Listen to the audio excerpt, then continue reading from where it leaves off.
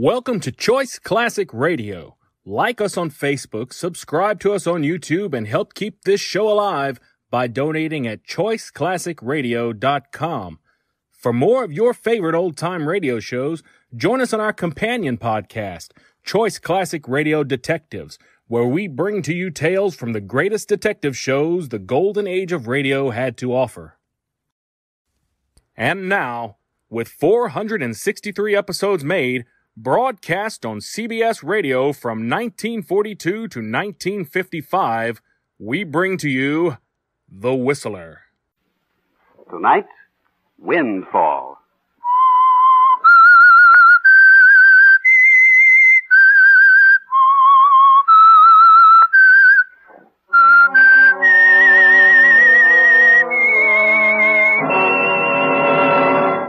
I am the Whistler, and I know many things, for I walk by night. I know many strange tales, many secrets hidden in the hearts of men and women who have stepped into the shadows. Presently, I'll tell you about nameless terrors of which they dare not speak.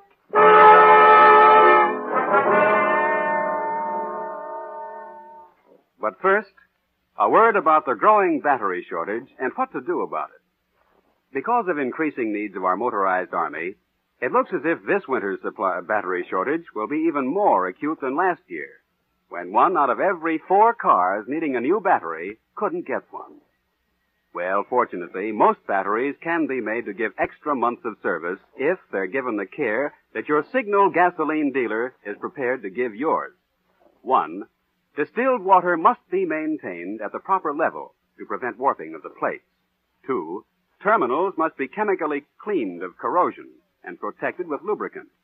And 3, to make sure that you won't find your battery dead some morning, the amount of charge should be determined occasionally by a hydrometer test.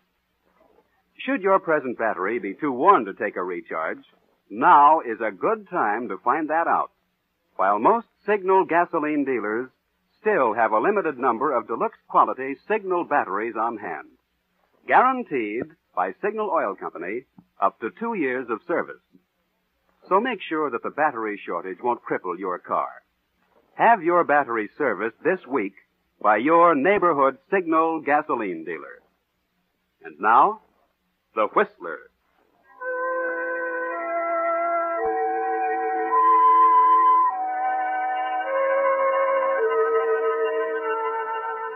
Sometimes it's hard to believe what a difference a single day can make in a man's life.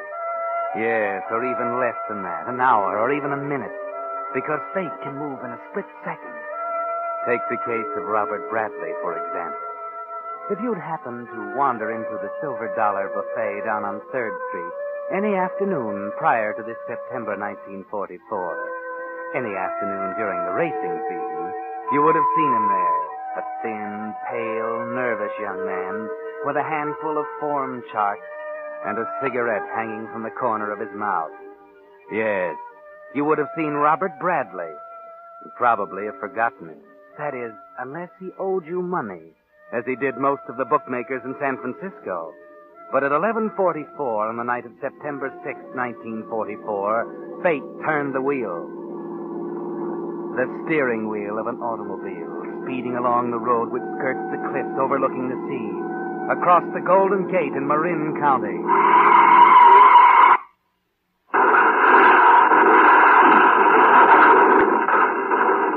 And in the space of a split second, Robert Bradley changed from a nobody into a somebody.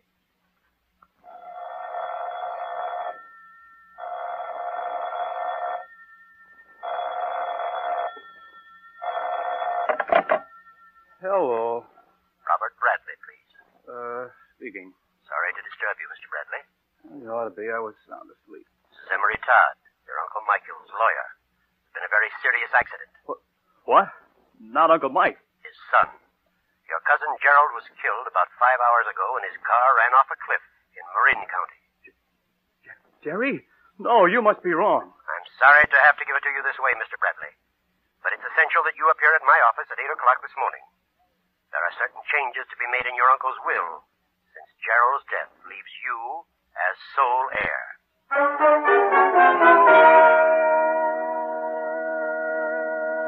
Yes, if you'd seen Robert Bradley after the night of September 6th, you would have remembered him.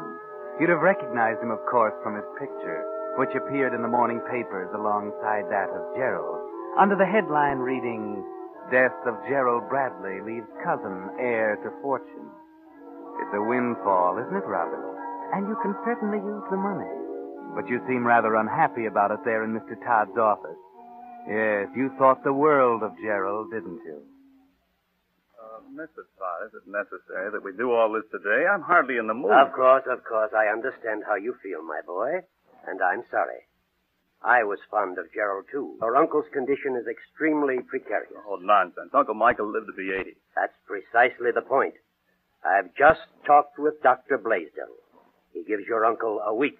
Look, must you be so practical? I'm afraid I must.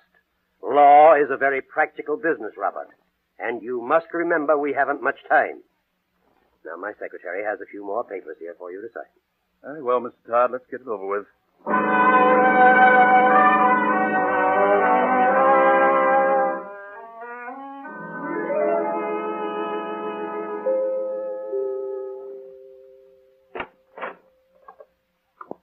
Good morning, Mr. Robert. Oh, hello, Green. I've come to see Uncle Mike. He'll be happy to see you, sir. It's been so long, you know. What do you mean? Well, you haven't been a regular visitor here, sir. Well, I will be from now on. I might remark that it's very thoughtful of you, sir, now that Gerald's gone. It was an awful shock to the master, you know. Yes, I know. You'll find Miss Pritchard upstairs. No? Who's that? The nurse, sir. Oh, yes, of course.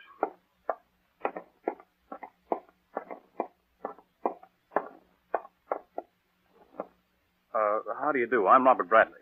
Yes, Mr. Bradley. How's Uncle Mike? Dr. Blaisdell was here just an hour ago. It doesn't look so good, I'm afraid. The doctor can't understand what keeps him going. And I can't understand why they told him about Gerald.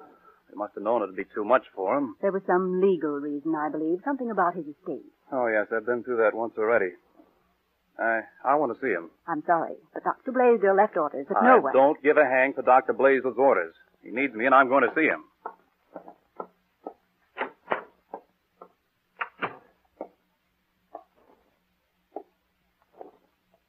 Uncle Mike. Uncle Mike, it's Robert. It's Robert, Bobby. Jerry, he's gone now. There's no one now except you, Bobby. You're going to be proud of me, just like you were of Jerry. And you're going to get well, Uncle Mike. You're going to get well. I'm not going to get well. Listen, there's not a man on Montgomery Street who'd say Mike Bradley couldn't get anything he really wanted. That's all you need, don't you see? You've got to want to live. It's more than that. No, it isn't. It's all in your mind. You have me now, remember that.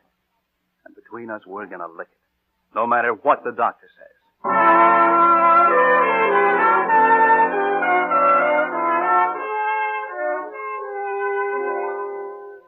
So Robert and old Michael are going to fight it out together. Yes, and it's just what Michael needs. Someone who cares about something beside that $2 million estate of his. It's not long after Robert deserts the buffet on 3rd Street for Michael's mansion in Hillsborough that the old man appears to pick up a little, to take more of an interest in life. Dr. Blaisdell is amazed. Well, I can't understand it, Robert. I tell you, his heart's leaking like a sieve. Oh, I knew we could do it. But what have you done? I've just given him a little confidence, that's all. I tell you, no one can fight when he's surrounded by a flock of lawyers waiting for him to kick off. But his heart's gone. He can't last another week. Oh, that's what you said 3 weeks ago. Yes, I know. Well, maybe you're right, Doctor. But I'm going to stay with him in his house until the end. As far as he knows, well, he's getting better. Understand? Well, I must say I admire you, my boy. Yeah. Now, let me see. Here are a few things you ought to know just in case the nurse off's duty. Yes, here we are. Now, keep these pills handy in case he has a critical attack. All right. But now, a word of warning, boy. They're extremely dangerous in excess of 3 grains, particularly to a man in your uncle's condition. He has a violent attack during the night. Just give him 1 3-grain tablet, no more. It's the only thing that'll snap him out of it. More than 1 tablet is liable to carry him off. I understand, Dr. Blaisdell. I'll see to it that everything... Mr. Robert, there's a Mr. Harris of the Associated Insurance Company on the telephone. Shall I tell him to call back? Yes. No, I'd better talk to him. Excuse me, Doctor. Yeah, all right, my boy. This is Robert Bradley speaking. This is Mr. Harris, Mr. Bradley. There are a few points in your policy I think we better talk over. Oh, I see. Shall I come down, or... No. Was it something about coverage? Yeah. I'm afraid it's not going to protect you against all risks. But you told me it was watertight. Oh, something's come up since then. The company is going to need an advance on that premium. Oh, well, perhaps I'd better come up to San Francisco. We can meet for lunch today, say, in the lobby of the St. Francis. Well, that's fine, Mr. Bradley. All right, I'll meet you in an hour.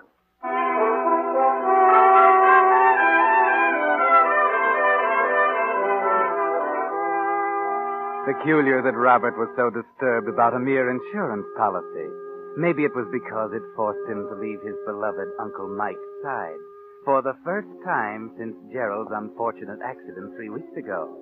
He drives the 25 miles into San Francisco, and an hour later strolls casually into the crowded lobby of the St. Francis Hotel. He picks up a newspaper at the stand in the lobby, seats himself on the lounge in the center of the room, and opens his paper to read. Oddly enough, he's seated back to back with another man reading a paper. I told you never to call me down there. It's been 3 weeks. What are you doing, hiding out on me? Got to stay there until he kicks off, understand? No, that may be too late. What do you mean? They're beginning to wonder About what? about what Jerry Bradley was doing in Marin County the night he had an appointment in Berkeley. Well, that's your worry. It's going to be yours if I get much hotter. What are you getting at? 25 grand. Don't be stupid. There's nothing until he kicks off, understand? There's A got to be dime. something. There's got to be. I got to get out of town, I tell you, and that takes dough. They can't suspect. They don't know a thing. I've seen them start this way before and end up in the green room at San Quentin. Just get me the dough, that's all. But fast.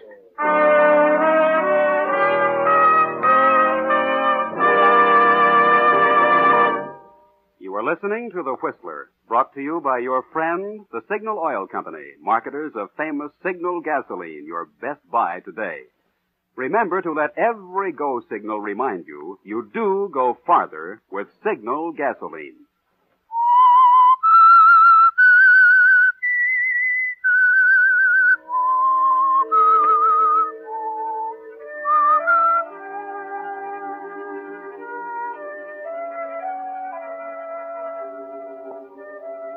Well, Robert, so your friend Mr. Harris, or should I say Candy Monahan, is worried about your insurance coverage. It seems he couldn't foresee that it wouldn't cover a few suspicious minds on the homicide squad. And it didn't clear up a few questions about Jerry Bradley's death. Questions that didn't have answers yet. You watch the papers now very carefully, looking for a sign that the police suspected your windfall might have been brewed artificially by your friend Candy for a fee of $25,000. And you began to wish you had let matters lie instead of ingratiating yourself so thoroughly with Uncle Mike. For didn't Dr. Blaisdell himself say you were responsible for prolonging his life? You're waiting for him to die now, almost openly, because Candy can't be put off much longer, and yet he continues to linger.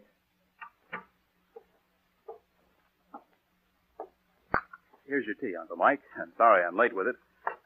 I was reading the paper. Sort of forgot about the time. Reading the paper, eh? Anything about Gerald? Joe? Oh, of course not. I just wondered. Wish you'd bring me the paper once in a while. You know, Dr. Blaisdell thinks you ought to concentrate on getting well. You better stick to those magazines I brought you. Wonderful what a cup of tea will do. You're feeling better today, aren't you? Oh, perhaps. A good deal better than I did on the first day you came here, I can tell you. Well, the doctor can't understand how you've done it. Can you What? understand how I've done it? Well, I hope I've helped a little. Why? Well, what do you mean? We may as well lay the cards on the table, Robert. You're quite aware of your position as my heir since Gerald's death. You didn't care a hang before that time. Since then, you've given up gambling and become a model nephew. Or should I say a model heir? Why? Well, I thought you'd need me. Nonsense. Robert, we may as well know that there's another alternative than making you sole heir. What? Don't jump, my boy. During the past few weeks, I've become intensely interested in a Mr. Woodford. From Mr. Todd's office? Mr. Todd sent him here. He's secretary of the Home for Crippled Children. A very worthy institution. Far worthier than you, I might add. Now take away the tea things and let me get some sleep, huh? After all, you're vitally interested in my constitution.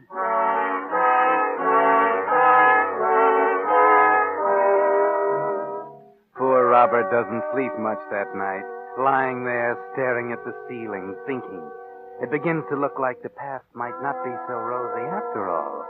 That maybe at its end he'll find the little green room at San Quentin with a very worthy charity richer by $2 million. Something has to be done about it. And besides, the butler has just told you that the insurance man is waiting again to see you. You fool. What are you doing here? I had to. They were asking more questions. Like what? Like that whiskey bottle I planted in the car. You found a guy in Sausalito who sold it to me. I'm harder than a firecracker, I tell you. I had 2 days, you understand? Just 2 days to scram. You're going off hat-cocked. Don't tell me what I'm doing. I know, see. I just might make it if I beat it now, but there's a long chance. Listen, 5 minutes after he kicks off, I'm good for $50,000 at any bucket shop in town, but not until. Give me 1 more day. You've been handing me this now for a month. I'm going one way or the other tonight. Get this, then. If I go down, you're going with me. If I have to use this, Put that gun away. just remember that. We're both going over Niagara Falls in the same barrel.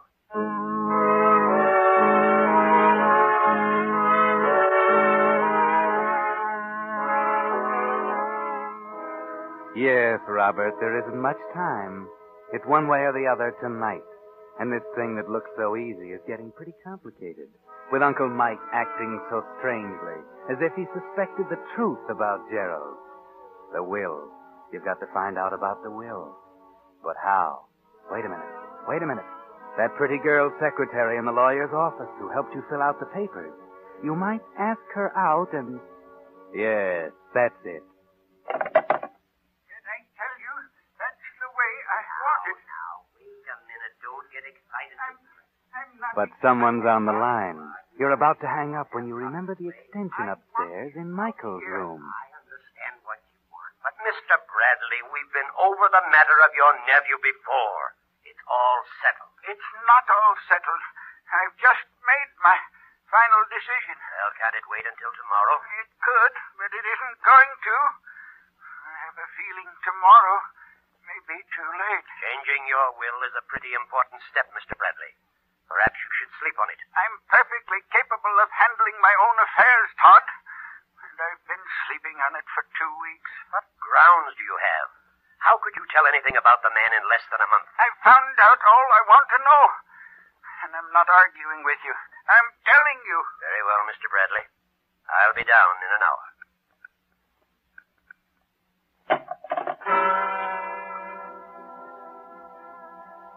There you are, Robert. Laid out for you on a silver platter. Wasn't just a hunch. Maybe Uncle Michael has seen the newspapers. Or maybe Green, that fishy-eyed butler. And in just 1 hour, you'll be a nobody again. Just another deadbeat with a flock of debts, trying to borrow a 2-spot to put down on the next race. Just 1 hour, Robert, unless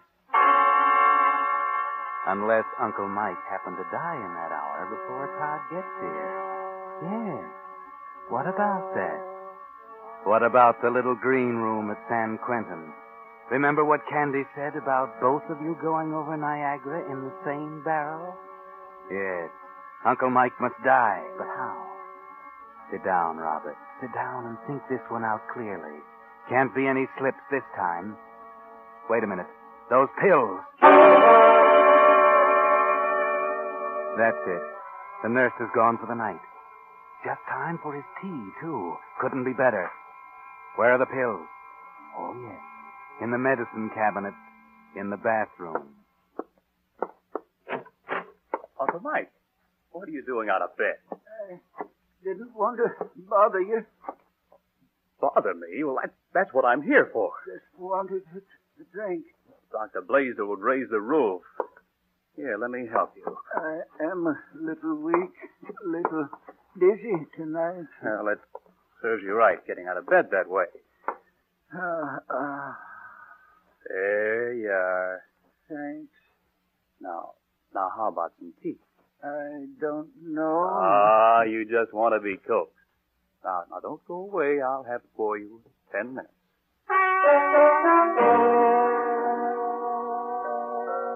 So Robert goes downstairs to make the tea, stopping first to get the little box of pills out of the medicine chest in the bathroom. Now for the teacup. How many, Robert? The doctor said that one might be fatal. 2 ought to do it. Better make sure. Put in 3. That's 9 grains. The tea is stronger than usual tonight, so he won't taste them. And don't quite fill his teacup, so he'll be sure to drink it all. There. That's it. Now, back up to the bedroom. You still have 40 minutes to go, and there's plenty of time. 9 grains shouldn't take long, should they?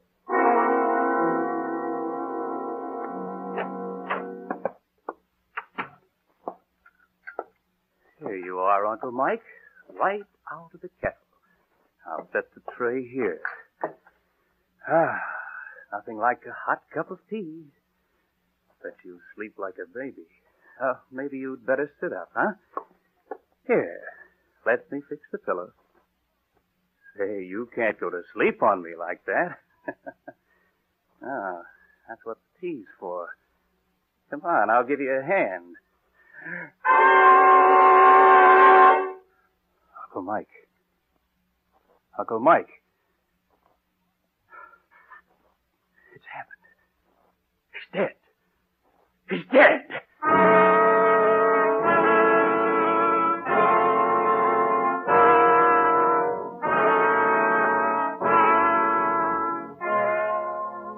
It couldn't be better. Almost too good to be true. Yes, almost as if he did it on purpose, just to tease you. Driving you almost frantic and then quietly dying all by himself at the very last minute. That was a windfall, too, wasn't it, Robert? Now you hurry. Throw that cup of tea down the wash basin. Rinse out the cup and put it back so if the nurse saw you bring it up, it'll be there. Then call Dr. Blaisdell quickly. Everyone must be here to see it, and to see that he did it by himself. It only takes the doctor a few minutes to get here and look at Uncle Mike. Yes, come at last. Did he cry out or anything? Well, I didn't hear a thing, Doctor. I just came in to bring him some tea a few minutes ago and found him lying there quietly as if he'd fallen asleep. Yes, that's just about what he did. I guess it's just as well. Yeah. He'll never know now about Gerald. Oh. What do you mean? You've seen tonight's paper? No. Gerald didn't die by accident, Robert. He was murdered. What are you talking about? Well, he was murdered in San Francisco by a man by the name of Monahan. But I thought, Marin County. Yes, so did I. Monahan drove him there and pushed his car over the cliff. This Monahan, he's, confessed? Didn't get a chance to. He chose to shoot it out with the police in the San Francisco hotel. Oh, I see.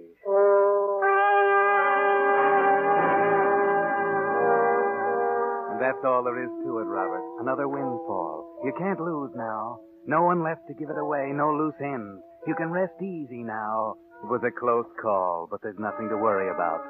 Or is there? Next morning, as you're about to go out.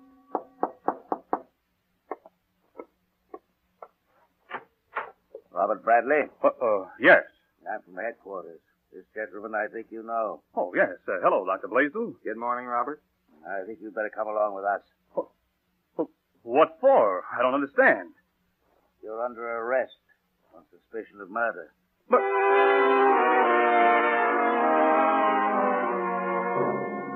There's no use denying it now, Robert. You see, I'm the one who found the evidence. Evidence? Oh, I don't understand. How could you? I realized right away that your uncle had died from the effect of poison. I wondered if it might have been the tea you brought him. The cup had been washed clean, but a few drops had spilled on the saucer. Just a few drops you didn't notice, but it was enough. When analyzed, it showed the presence of the drug. But he didn't drink the tea. He died of the poison.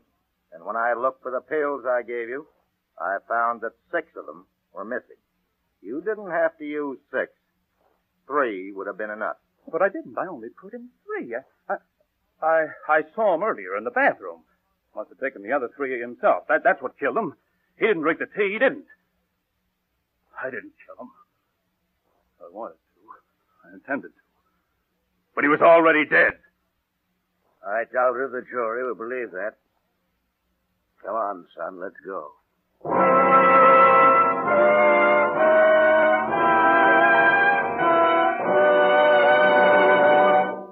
The Whistler will return in just a moment with a strange ending of tonight's story. Meantime, I think you'd enjoy meeting Jim Henry of San Jose, California. Another typical Signal gasoline dealer whose permanent business for 13 years has been making cars go farther. The same thoroughness that makes Jim Henry's streamlined Signal station a model for cleanliness goes into every job he does. As a result, his growing list of regular customers ranges from the private cars of 2 local judges to an 18-ton truck. And I might add, not only does that 18-tonner require the most exacting types of lubrication, but its operator has made Jim Henry's Signal station his lubrication headquarters for 11 years. Well, friends, it's just such thorough, conscientious service as Jim Henry gives that's making more and more drivers switch to Signal gasoline dealers these days, when cars have to last. Naturally, Signal dealers, being in business for themselves, have more incentive to do a better job. Add to that Signal's finer lubricants, and you have a team that just naturally helps cars go farther. Why not put that team to work for your car? Drive in and get acquainted with your neighborhood Signal gasoline dealer. And now, back to the Whistler.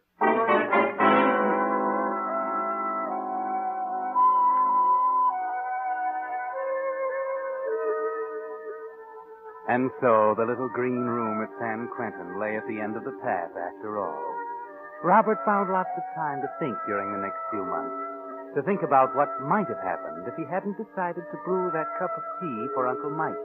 He was a pretty good prisoner, almost to the last, when he heard something that started him talking to himself, staring wild-eyed at the warden who brought his food, shrieking out in the middle of the night.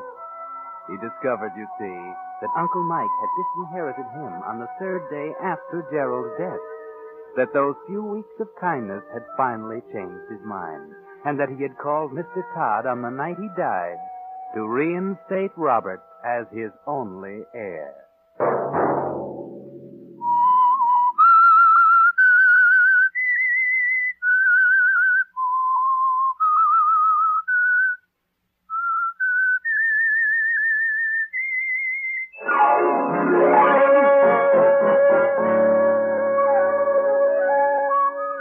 Monday at 9 o'clock, the Signal Oil program will bring you another strange tale by the Whistler. The Signal Oil program is broadcast for your entertainment by the Signal Oil Company, marketers of Signal's famous Go Farther gasoline and motor oil, and by your neighborhood Signal Oil dealer, who is at your service daily to keep your car running for the duration. The Signal Oil program, produced by George W. Allen, with story by Harold Swanton and music by Wilbur Hatch, is transmitted to our troops overseas by the Armed Forces Radio Service. Bob Anderson speaking for your friend, the Signal Oil Company, and suggesting once again that you let every go signal remind you that you do go farther with Signal gasoline. This is CBS, the Columbia Broadcasting System.